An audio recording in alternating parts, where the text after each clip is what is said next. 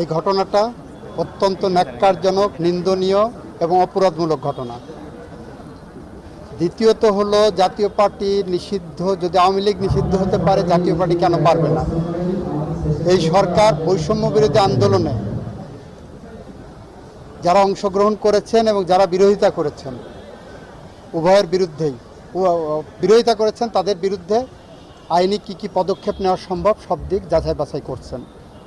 জাতীয় পার্টি ৮২ সাল থেকে ৯০ সাল পর্যন্ত বাংলাদেশের মানুষের রক্তের সাথে বেইমানি করেছেন, রক্ত নিয়ে খেলেছেন। জাতীয় পার্টি জুলাই বিপ্লবে আওয়ামী লীগের সহযোগিতা করে তাদের পুরনো সেই ইতিহাস উন্মোচন করেছেন।